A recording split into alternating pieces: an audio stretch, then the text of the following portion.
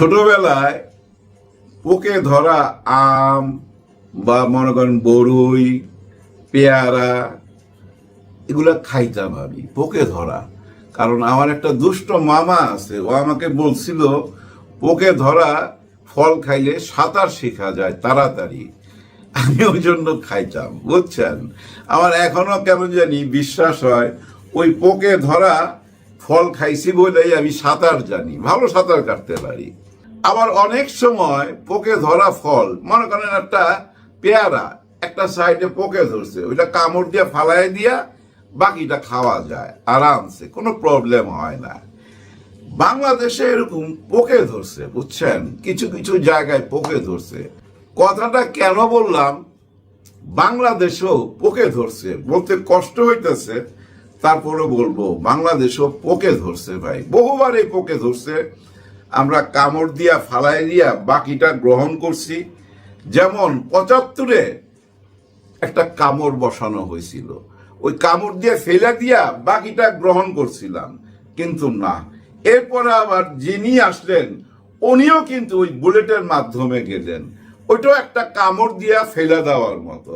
এরপরে আসলেন আমাদের এই যে জাপা, যাকে নিয়ে আজকে কথা বলবো, জাতীয় পার্টি, উনি ৯ বছর চালাইলেন।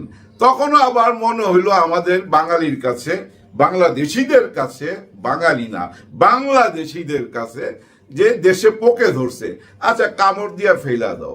কিন্তু এটা ফেলা দিয়া আবার ওনাকে গ্রহণ করছি, রাজনীতিতে নিয়ে আসছি। এরপরে যারা এই দেশ চালাইছে সবসময় আমাদের মনে হয়েছে পোকে ধরছে, আর আমরা কামড় দিয়া ফালাইয়া বাকি অংশটা গ্রহণ করছি। কিন্তু পোক তো ছাড়তেছে না, পোক তো পিছনে লাইগেই রয়েছে ভাই, ভয়াবহ তো ছড়ায় গেছে। আমরা কিছু পোক পাঠাই দিছি বাইরে, এই পোকগুলা ছিল ইন্ডিয়ান পোক, ওরা বাইরে চলে গেল ভাই, ভিতরে তো রয়ে গেছে, জীবাণু রয়ে গেছে, বীজ রয়ে গেছে। এখন এই বারবার কামড় দিয়া কতবার ফেলবেন, এভাবে কামড় দিতে দিতে তো একটা টাইমে পুরা দেশই খায় হালামু আমরা, তাই না? এরকম কামড় দিয়া দিয়া কত প্রবলেম সলভ করবেন, কতটা ফেলবেন। পরে দেখা গেল যে ওই কম্বল বাছার মতো, লোম বাঁচতে গিয়া কম্বল শেষ, কামড় দিয়া ফেলতে ফেলতে বাংলাদেশ শেষ। এরকম হয়ে যেতে পারে না? হইতে পারে ভাই। কারণ কি জানেন, আমাদের দেশের যতগুলা দল আছে ভাই, যতগুলা দল A to Z, সবাই তার দলের চিন্তা করে, কেউ কিন্তু পুরো দেশ নিয়ে ভাবে না, দেশের অন্যরা কি করতেছে এটা ভাবে না, কারণ অন্যদেরকে অন্য দল মনে করে। আর এই দলে দলের বিবাদের মধ্যে আমরা সাধারণ জনগণ জড়ায় যাই। গতকালকে দেখেন জাতীয় পার্টির একটা কিছু আলোচনা সভা ছিল ওদের, ওইখানে গণ অধিকার পরিষদের ওনারা যায়া প্রতিবাদ সভা করতেছে, কারণ ওনারা দোষর। কার দোষর? শেখ হাসিনার দোষর, আওয়ামী লীগের দোষর। আওয়ামী লীগকে যদি আমরা মাইনা না নেই, তাহলে তার দোষরকে কেন মাইনা নিব? এরকম একটা প্রতিবাদ করতে গেছে। এরকম প্রতিবাদ তো গত ১ বছর ভাই হাজার হাজার বার হয়ে গেছে, কিন্তু এরকম মারমুখী ঘটনা দেখি নাই। হঠাৎ কইরা ভাই পুলিশ আর আর্মি দুই পক্ষই ঝাঁপায় বললো, মনে হইলো অনেক মারছে, অনেক মারছে। আমি নিজে ভিডিও দেখছি, এভাবে গুতা মারতাছে, গুতা মারতাছে। হ্যাঁ, একজন আর্মি ভাই গুতা মারতাছে, কারণ কি আমি বুঝলাম না। ওনাকে তো চিনে সবাই, কে না চিনে ভিপি নূরকে? এই চীনা মুখটা, উনি তো একটা নেতা, তাই না?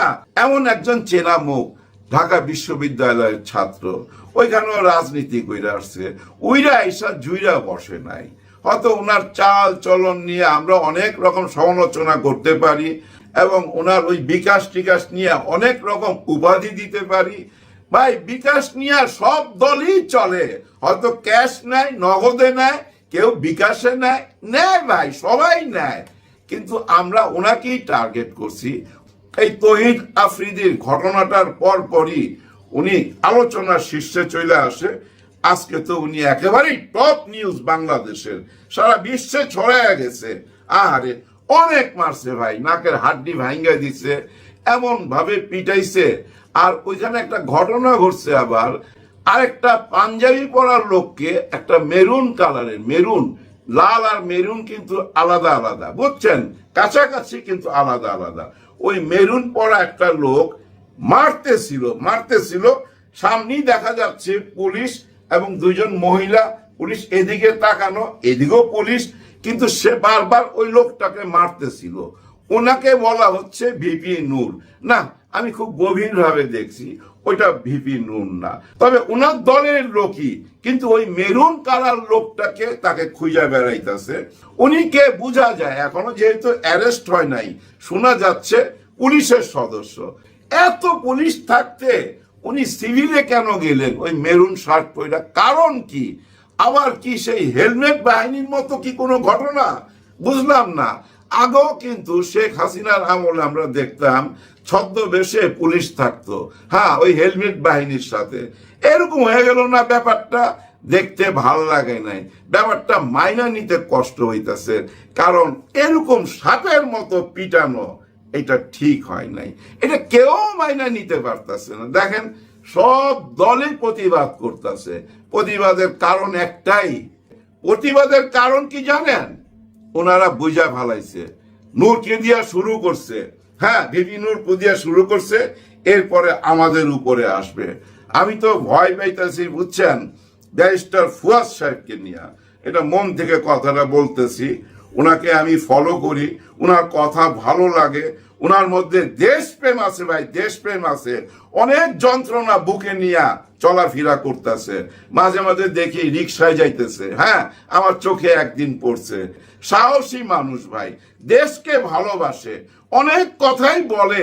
উনি টক শোতে যায় কথা বলে, ওনার নিজস্ব একটা ইউটিউব চ্যানেল আছে, ওইখানে কথা বলে, মঞ্চেতে কথা বলে, বিভিন্ন সেমিনারে কথা বলে। আমরা ওনার কথা শুনতে শুনতে ওনার কথাগুলার গুরুত্ব হারায় ফেলাইতেছি, বুঝতে পারতেছি না। মনে হইতেছে কি জানেন, একই কথা বারবার বলতেছে, কিন্তু কেন বলতেছে এইটা কিন্তু আমরা বুঝতেছি না।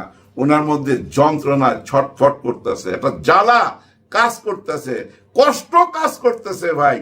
বিদেশে আরাম আয়েসে জীবন যাপন রেখা কেন আসছে? নিশ্চয়ই দেশকে ভালোবাসে। ওনার কথাগুলা শুনলে আপনারা বুঝতে পারবেন উনি কেমন বাংলাদেশ চায়। আমরাও তো জনগণ এরকম বাংলাদেশই চাই, কিন্তু পাবো কি এরকম বাংলাদেশ? না, আমরা তো রাজনীতিবিদদেরকে দেখছি 54 বছর, তাদের কাছে আশা করি নাই। আমরা স্বপ্নটা দেখা আরম্ভ করছি 5ই আগস্ট থেকে, হ্যাঁ, 24-এর 5ই আগস্ট থেকে একটা নতুন স্বপ্ন দেখা আরম্ভ করলাম। 8 তারিখে আইসা যখন ডক্টর ইউনূস স্যার চেয়ারে বসলো, তখন তো বুঝছেন মনটা ভইরা গেল, গার্ডেন হয়ে গেল। মনে হইল বাংলাদেশ এবার সঠিক পথে যাবে, যাচ্ছিল ভাই সেই দিকে। কিন্তু ওই যে ওনার শত্রুকে ওইখানে বসা, ওইখান থেকে ভাই কোটি কোটি টাকা ঢাইলা দিল ওনার বদনাম ছড়াইবার জন্য। আর এই ঢেউ আইসা পড়লো বাংলাদেশে। আমরা কিন্তু ওনাকে ক্ষমতা থেকে নামাইবার জন্য একটা রাস্তা খুঁজে নিলাম, সেটা কি? নির্বাচন। একমাত্র নির্বাচন ছাড়া তো সরানো যায় না। এরকম একজন সম্মানীয় ব্যক্তিকে নামাইতে হইলে নির্বাচনী বেশ, তাই না? তাই না, নামানো তো ঠিক হবে না। এইটুক জ্ঞান আবার আমাদের আছে, যার জন্য আমরা নির্বাচন চাইলাম। নির্বাচন উনি দিয়ে দিল, কিন্তু নির্বাচনের দিকে কি দেশ যাচ্ছে? এই যে গতকালকে যে মব জাস্টিস হইল, এইটাও কিন্তু মব জাস্টিস। হ্যাঁ, আপনার গায়ে হয়তো খাকি পোশাক আছে, তার মানে কি আপনি যা ইচ্ছা তাই করবেন? ওইখানে একটা টিয়ার গ্যাস ছাড়তেন, একটা সাউন্ড গ্রেনেড ছাড়তেন, পানি কই আপনাদের? পানি, গরম পানি, ঠান্ডা পানি, সেগুলা দিতেন। সরাসরি আইসা অ্যাটাক। অনেক খারাপ লাগছে ভাই, ঠিক হয় নাই। কারণ কি জানেন? এই ভিপি নূরকে আমরা যত সমালোচনাই করি না কেন, এই যে কোটা আন্দোলন যে শুরু হয়েছিল, আর এই ভিপি নূরই ছিল এটার জনক। হ্যাঁ, উনি শুরু করছিল। আমার বোমা হামলার ছবিটা দেখলে বুঝবেন, আমিও কিন্তু এই কোটা আন্দোলন নিয়ে বহুত কিছু চিন্তা ভাবনা একটা টাইমে করতাম। ওই কোটা আন্দোলন নিয়ে ছবিও বানাইছি, বোমা হামলা। যাই হোক, ওই কোটা আন্দোলন থেকেই জন্ম নিছিল জুলাই গণ অভ্যুত্থান। ওই জন্মের সাথেই কিন্তু এই ভিপি নূরও জড়িত। উনিও কিন্তু এই জুলাই গণ অভ্যুত্থানের সাথে অঙ্গাঙ্গি ভাবে জড়িত, এবং সিনিয়র হিসেবে, বড় ভাই হিসাবে জুনিয়রদেরকে যারা সামনে আসছিল, ফ্রন্টে যুদ্ধ করতেছিল, তাদেরকে গাইডও করছে বুদ্ধি পরামর্শ দিয়া। বুঝতে হবে আপনাদেরকে। কিন্তু গতকালকে যেটা দেখলাম, এটা তো মনে হইলো যে ভাই একেবারেই ঝাল মিটানো, ঝাল মিটায়া মারছে, ইচ্ছা মতো মারছে। এই ভিপি নূরের এইসব অবদান আমরা কেন ভুলে গেছিলাম? ওই একটু আগে একটু ইঙ্গিত দিলাম, ওই যে তৌহিদ আফ্রিদি এবং তার বাবা ওই মামলার সাথে উনি জড়ায় গেল, ওইটা নিয়ে উনি অনেক কথাবার্তা বললো, এবং এমন কিছু মানুষকে নিয়ে কথা বললো যারা জুলাই গণ অভ্যুত্থানের সাথে অঙ্গাঙ্গি ভাবে জড়িত, হয়তো ওনারা বিদেশে। আমি ইলিয়াস হোসেন সাহেবের কথা বলছি, কনক সারোয়ার সাহেবের কথা বলছি, আমাদের পিনাকিদার কথা বলছি। ওনাদেরকে নিয়ে এখন অনেকে অনেক রকম কথা বলে, কিন্তু আপনাদের ভুলা গেলে হবে না, ওনারাই কিন্তু গত 15-16 বছর যুদ্ধ চালায় গেছে। ওনাদের উৎসাহ প্রেরণা না থাকলে জুলাই গণ অভ্যুত্থান আসতো না। প্রতিবাদটা তো আমাদের ভিতরে জাগায় তুলছে তারা। এইসব অবদান মনে রাখতে হবে। দেখেন, এই 3জন মানুষ দেশে আসে নাই, আমাদের তারেক জিয়া সাহেব। এই না আসার পিছনে কারণ ওই পোকে ধরা বাংলাদেশ। ওনারা দেখতে পায় এই পোকগুলা আছে বলে কিন্তু ওনারা আসতেছে না। এটা মাথায় রাখতে হবে আপনাদেরকে। আমরা খুব কাছে থাইকা, দেশের ভিতরে থাইকা বুঝতে পারতেছি না। কিন্তু ইউনূস স্যার কি আমাদের মতো বোকা, আমাদের মতো হাদারাম চদু? না, আমাদের মতো চদু হইতে পারে না। বনিয়ামিন সাহেব যেভাবে বলে চদু মানে খারাপ কিছু না ভাই, বোকা আমরা। আসলে আমরা একটা বোকা জাতি, আমরা বুঝতে পারি না। কিন্তু আমাদের ইউনূস স্যার তো বুঝতে পারে। উপায় কি এখন? সামনে তো অনেক প্রশ্ন চলে আসছে। অনেকেই মনে করতেছে, বিশেষ করে শেখ হাসিনা মনে করে এই সরকারের অধীনে কোনো নির্বাচন হবে না, হইতে দেওয়া যাবে না। তার মানে উনি একটা তত্ত্বাবধায়ক সরকার চান। কিন্তু এই কথাটা শুধু কি ওনার, শেখ হাসিনার? আমরা কেউ বলি নাই।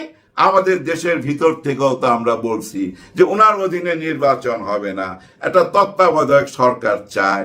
তার মানে কি ইউনূস স্যার কি বুঝতে পারতেছে না ওনার বিদায়টা কোন দিকে যাচ্ছে? স্যার ভালো দিকে যাচ্ছে না। কেন যাচ্ছে না জানেন? এই জুলাই গণ অভ্যুত্থান, এই জুলাই বিপ্লবের আমরা যে শপথ নিয়েছিলাম মহামান্য রাষ্ট্রপতি ছুপ্পু সাহেবের অধীনে, ওই শপথটাই ভুল ছিল। হ্যাঁ, শপথটাই ভুল ছিল।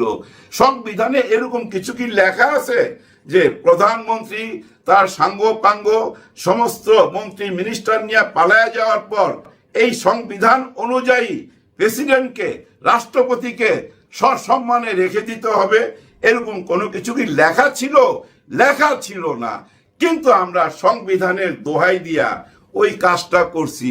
কেন আমরা ছুপ্পু সাহেবকে বিদায় করতে পারি নাই?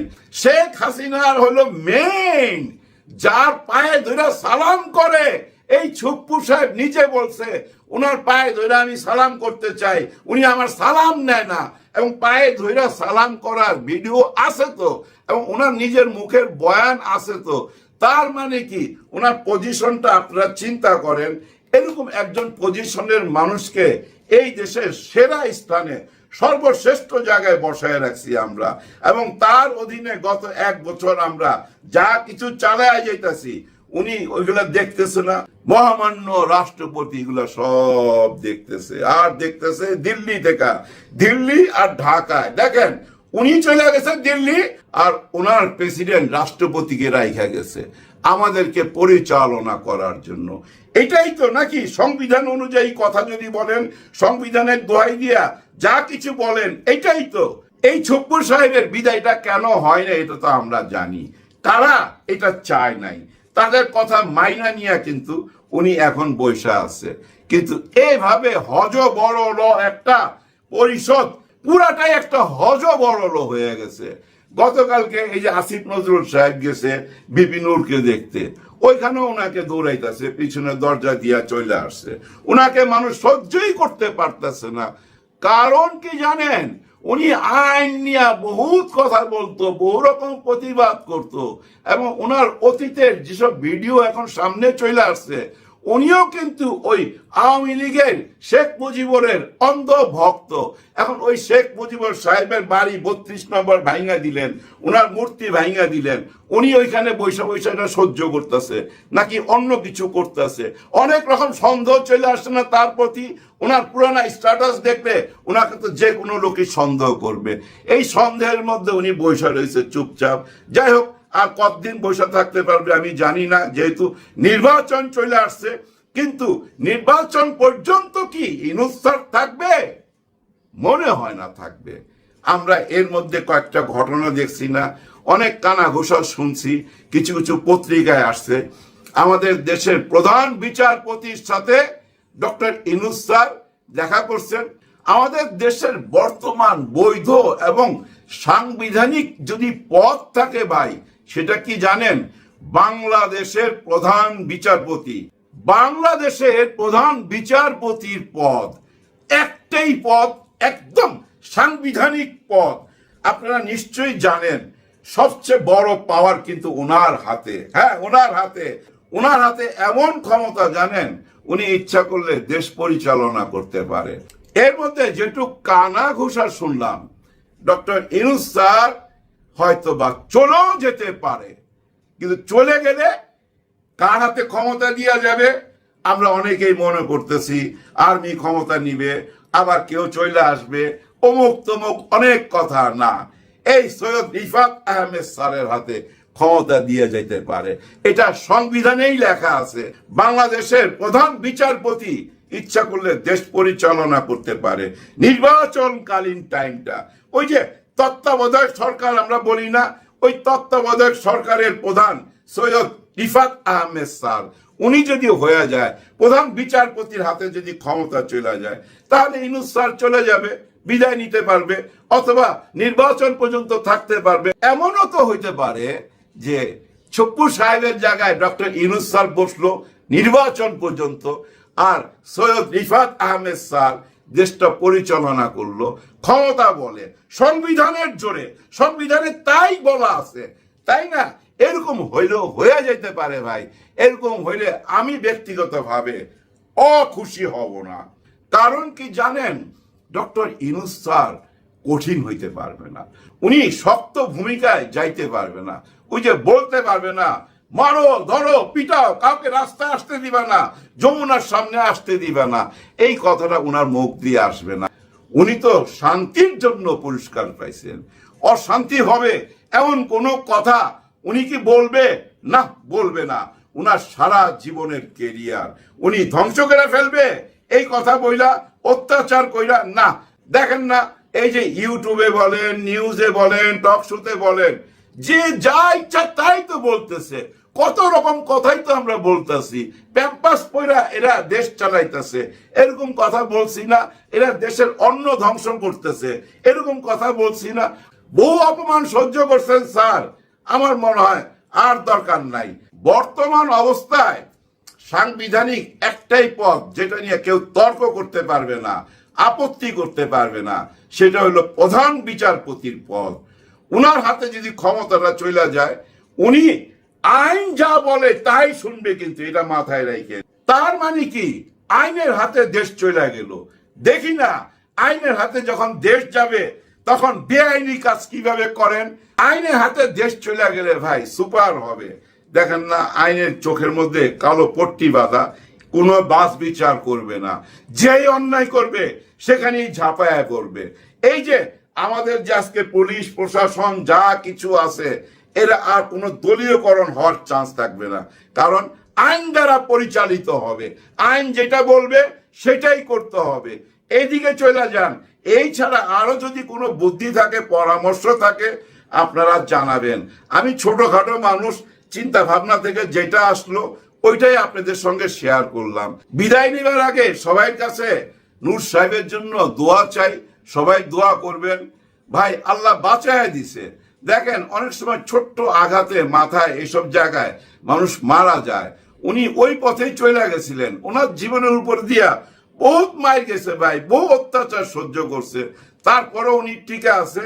আমাদের দোয়া থাকলে নিশ্চয়ই উনি আমাদের মধ্যে আবার ফেরত আসবে। সবার জন্য সবাই